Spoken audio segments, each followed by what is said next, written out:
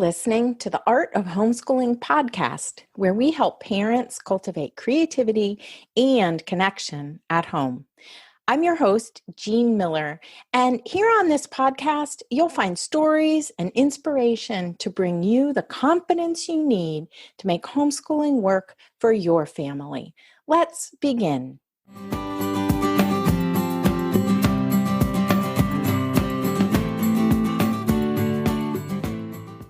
Do you ever feel like you're behind before you even open your eyes? I'll tell you, this was me for years, and I'm wondering if you can relate. If you feel like you're serving others all day long as a homeschooling mom with very little time for yourself, I want to encourage you to create a morning routine that's just for you so that you can start your day from a place of peace. Listen up, because today's episode is all about creating a simple morning routine for a strong start to your day and a simple re-entry into homeschooling after the holidays.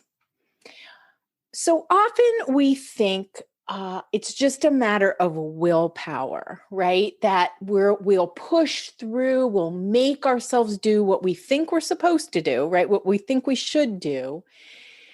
But here's the truth of it. Research shows that willpower is a finite resource. It's a finite resource that weakens throughout the day.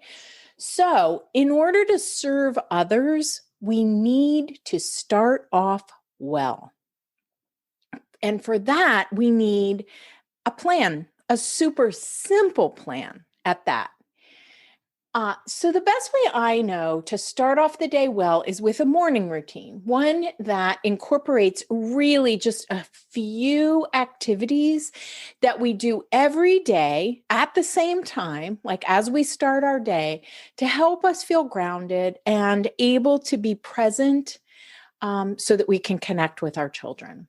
This is a morning routine just for us. Yes, you can create your very own personalized morning routine, and it can be so very simple. In fact, the simpler, the better. So be realistic, right? And consider your circumstances so that you can set goals and design your morning routine to really suit your current situation. That's where I'm coming from. I'm not about the shoulds here. I'm about you finding something that works for you. And this is not about getting up earlier either. It's about using your morning hours well and adding yourself into the mix.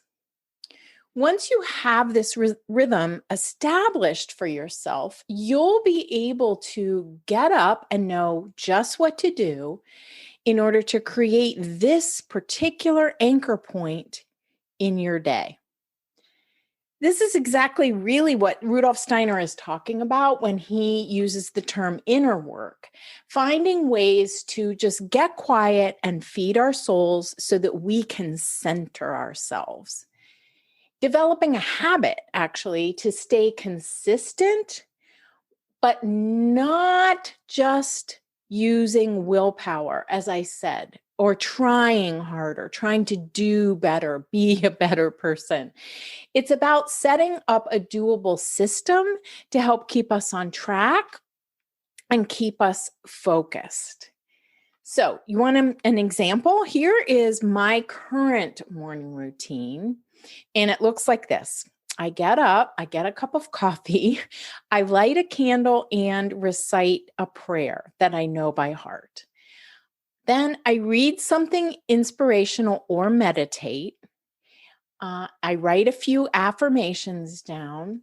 I look at the schedule for my day ahead, and I exercise and I eat.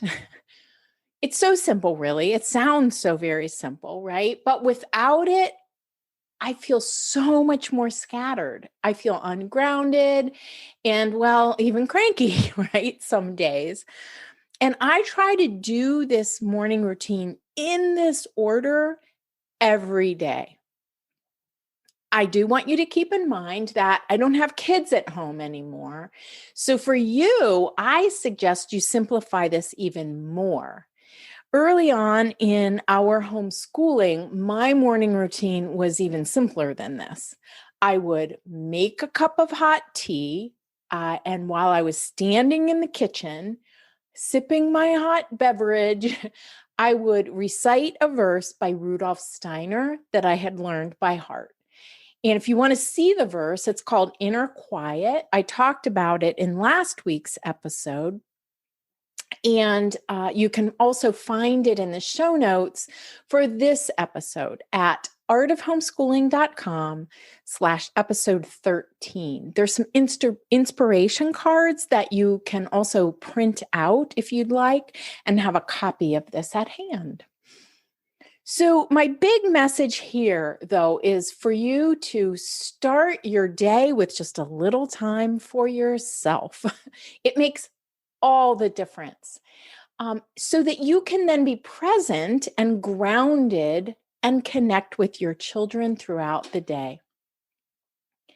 It's like the idea, on an airplane, it's the idea of putting your oxygen mask on first before your child's when you're flying. Okay, so we're trying to get back to a rhythm after a break, right? Whether it's a vacation or the holidays, and it's never easy. In this episode, I have some concrete ideas for how to establish your homeschooling rhythm after a holiday. Some really simple steps you can take to get that momentum back. As I write this, it is right after New Year's, and my kids, as I've said, they're almost grown and flown at this point. My husband and I are officially empty nesters. But oh, do I remember the feeling, that heaviness during my homeschooling years at this season. For over 20 years, I think I would wonder, how am I going to get back to homeschooling next week or even the week after? Or how will I ever get my homeschool rhythm back after this holiday break? Feelings of overwhelm, even dread sometimes can distill my brain to mush. Does this ever happen to you? And then I just can't remember how I ever managed it all. Like, how do I even pull a lesson together? How do I get everyone fed? What's for dinner? Anyway, all those questions just swirling in my mind. I honestly think our minds just go blank. It seems impossible to remember how we managed it all just a few weeks ago. If you're anything like me and wondering where to start, here are my suggestions. As you've probably heard me say before, but this is so important, so listen up. We have to keep simplifying until we find something that works, and then we can add from there, especially during times of overwhelm or transition. So, how to get back your homeschool rhythm after a holiday in 3 simple steps. Here you go. Number 1, start with meal times. That's right. It's really plan your meals out for the next week or 2. Number 2, decide on your main lesson block topics or your theme for the month, right? And choose the stories you're going to use.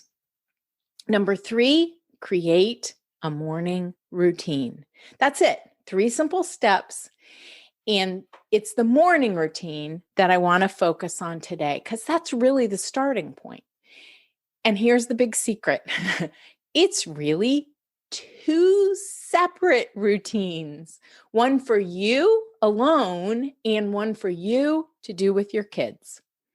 Because getting back to doable with homeschooling starts with a strong morning rhythm and then building a strong daily rhythm from there. So let me say that again. Getting back to doable with homeschooling starts with a strong morning rhythm and then building a strong daily rhythm from there. So today, here's what I invite you to do. Get out a piece of paper and make a list. It's actually 2 lists. So take any piece of paper you can find and divide it down the middle, fold it in half or draw a line down the middle. And I want you to have 2 columns. At the top of the first column, I want you to write my morning routine. This, or rhythm, if you prefer that word. I'm using them interchangeably here, but this is your rhythm that you're going to start your day with. Then at the top of the second column, write our homeschool morning routine or rhythm. Now you're going to list just a few things in each column. So let me remind you that the end goal is consistency. So don't make this super elaborate or long. Some of us have a tendency to love the planning and get really into including all the things, all the possible things we could do for our morning routine. And I will tell you from experience, my own and many others, that this can contribute to it falling apart rather quickly. So you're just going to put a few things in each column. The goal is consistency. So don't make this too elaborate. Think what will realistically work for you and your family, whatever stage of life you're in right now, so that you can show up, be consistent, and keep going. I really love using acronyms to help me remember what I've planned, what I've already decided. So here's one that you could try for your morning routine. And it's so simple, 2 letters, and it's ME, M-E. The acronym stands for meditate and exercise. And you could do that in so many different ways. Just find something that works for you. You want to choose, right? And you could choose different things on any given day, but you want to have some ideas at the ready so you don't have to think about this. And at the very least, just know that you're going to start your day with a few minutes of quiet. That's what a meditation could be. It could be even like I did in my early years of reciting a verse, like inner quiet that I've memorized and I just say to myself. And then a bit of movement to get you going. In the early years, my husband is self-employed and he does a lot of his work from home. So I would be able to go out for a walk before my kids were even up in those early years. That was my form of exercise. And as I said, my form of meditation, because I'm not great at just sitting quietly and meditating by myself, has always been either memorizing a verse or listening to a guided meditation. But whatever it is that you like, that calls to you, that speaks to you, just find that and give it a go. But have some ideas, like I said, so that you don't have to think about it. Using this acronym ME just as a placeholder then allows you to sort of slot in what you're going to do each day during that time. And it honestly does not take very long. So you can't use the excuse, I don't have time. You have all the time you need, and you can fit this into your day. I promise you it's going to make a really big difference. Then step 2, the second column, the list in the second column is ideas for that morning routine with your kids. So you could call this warm-up time or circle time, however you picture it. Write down a few things there that you might do with your children to start your day off well. You could write down songs, verses, movement, and a morning verse, like those 4 items. Or maybe you want to start with a morning basket of devotionals and then read aloud. Your choice, just write a handful of things in that second column. So I want you really and truly to take to heart this message to remember to keep it simple and start small. Find what works and build from there. One other tip I want to give you as you create your morning routine is to start with you first, right? That super simple one that's just for you in the first column. Start with that for a few days or even a week or 2 before you bring the routine that you do with your children in, just so that you have some time to get back to a regular pattern after the holidays. And then you can layer in what you're going to do with your kids, and then as the morning routine, and then your lessons as well. First of all, I want you to remember you're not alone, right? Just about every homeschooler I know feels a bit draggy or a lot draggy after the holidays. If you want some more help working with rhythm, you could grab my free guide. If you haven't seen it yet, it's called Save Your Homeschooling Day, 3 Steps to Rescue Your Rhythm for a Simple, Happy Homeschool. And it can help you learn to embrace this concept of rhythm, your daily rhythm, and design a day that works for you, and then create a visual to help keep you on track. And you can find that guide at artofhomeschooling.com/free guide. As we wrap up, I want you to know that homeschooling is really more about routines and mindset than it is about curriculum. Trust me, we need to find a way to do the bare minimum consistently. I'll say that again, do the bare minimum consistently, because consistency builds momentum, and that's what keeps us going. It helps us feel more confident. It helps us feel more clarity about what we want to do each day and bring to our children each day.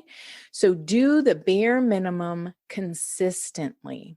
This morning routine, or really these 2 routines, are going to help give you a really good, strong start to that. If you're feeling called to really dig into working with rhythm and routine, I have a whole masterclass on how to reset your rhythm inside the Homeschool with Waldorf membership. So in this masterclass, and it's just one of 20 some inside the membership, there are 6 lessons. They're video lessons with an action guide. And new this year, there are some bonuses I'm adding that are really the 3 key rhythms that you need to master: your morning rhythm, weekly and daily planning, and meal times. So come join this amazing community of holistic homeschoolers who support each other on this homeschooling journey. You can find all the details at artofhomeschooling.com/homeschool with Waldorf. Just remember, create a super short morning routine just for you, so that you can consistently start your day from a place of feeling grounded and at peace. Then you can begin to layer in your morning time with your children and then the lessons. That's what's going to give you a strong start to your homeschooling day and getting back to the homeschooling lessons after a holiday. Thanks so much for listening in today. If you enjoyed this episode, I'd love for you to leave a review. You can help more homeschooling parents find this show by leaving a review on Apple Podcasts or Stitcher or wherever you listen to your podcasts that allows you to leave a review. Or you can now just hop over to the loveyourpodcast.com/artofhomeschooling site and choose the platform where you want to leave a review. I would be so grateful if you did. And wishing you all the best to you and your family as you welcome in a new year. That's all for today, my friend. But here's what I want you to remember. Rather than perfection, let's focus on connection. Thanks so much for listening, and I'll see you on the next episode of the Art of Homeschooling podcast.